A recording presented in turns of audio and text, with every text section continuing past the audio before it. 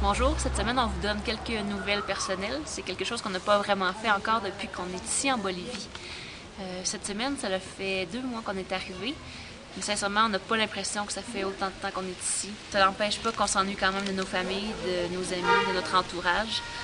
Surtout quand on sait qu'il y a des événements spéciaux, comme à Pâques, quand les gens se réunissent ou quand on sait que nos amis se rencontrent. Mais on est quand même très bien entourés ici à Oruro. On est 5 coopérants de ceci ici, en ville. Il y en a qui ont leurs conjoints, qui ont leur famille. Donc on est quand même une joyeuse bande de Québécois à Oruro.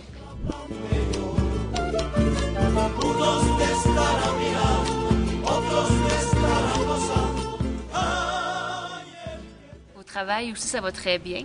Il faut apprendre, c'est sûr, à fonctionner comme les Boliviens fonctionnent. J'ai appris à mettre de l'avant la flexibilité. C'est vraiment quelque chose de très important ici. Il y a plein de réunions qui sont programmées pour une telle date, telle heure. Finalement, c'est remis 2, 3 fois. Des sorties dans les villages aussi. Au travail aussi, j'ai beaucoup de tâches à accomplir ces temps-ci. Il y a du travail pour plus qu'une personne.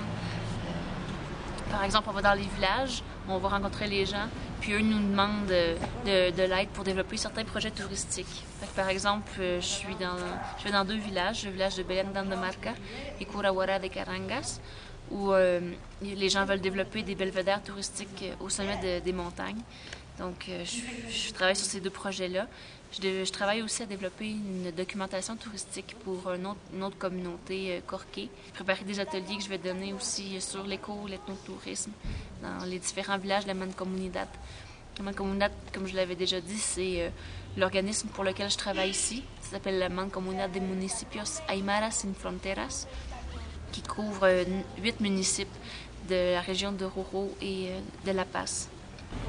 Quand je vais dans les villages aussi, comme je vous ai dit, on voit des paysages superbes, mais on voit aussi la faune, la flore.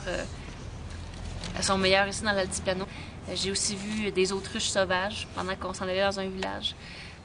Parfois aussi, il y a des éleveurs de lamas. Donc on voit le pasteur avec son troupeau de lamas qui traverse les routes. Il faut attendre que le troupeau complet passe. C'est des choses très particulières qu'on voit par ici.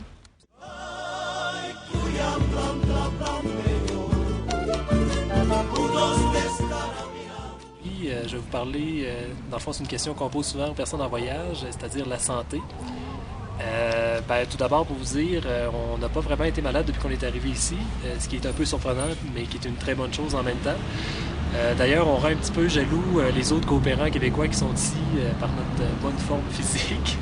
Le petit point négatif, on disait ça en farce avant d'arriver ici, on se disait qu'on allait peut-être maigrir en étant malade ici, mais ça sera pas le cas, je pense. C'est une bonne chose en même temps. Pour ceux qui se demandent qu'est-ce que je fais ici pendant qu'Andréane travaille à son bureau, moi je suis encore aux études, je suis en histoire à l'université. Par contre, c'est pas un sujet qui a rapport à l'histoire de la Bolivie, c'est sur l'histoire de la radiologie au Québec. Donc j'ai amené mon matériel ici pour pouvoir faire mes études. Puis en même temps, je me suis installé un petit bureau dans notre appartement, puis je travaille à temps partiel à distance pour mon professeur à l'université. Tout ça grâce à la magie d'Internet. D'ailleurs, pour ceux qui suivent le hockey, Internet, c'est pratique parce que ça me permet d'écouter les matchs en direct sur la web radio de CKAC. Go Habs Go!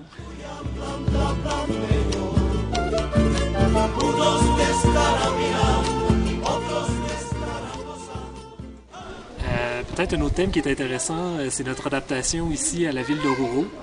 Je vous dirais qu'au début, on a peut-être des fois tendance à porter notre attention un petit peu plus sur les choses négatives.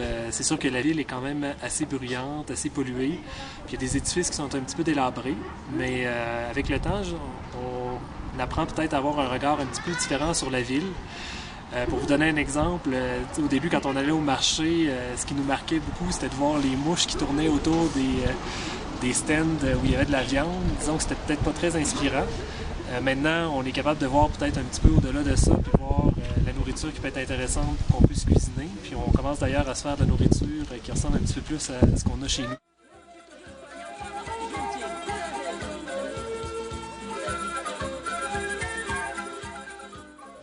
En terminant, on voudrait vous remercier de nous suivre, de nous écrire. Sincèrement, ça fait paraître la distance beaucoup moindre. On est heureux d'avoir de vos nouvelles. Puis on invite aussi les gens qu'on ne connaît pas personnellement, mais qui nous suivent sur le blog, à laisser vos commentaires, à nous écrire. On va être très heureux d'entendre parler de vous. Merci.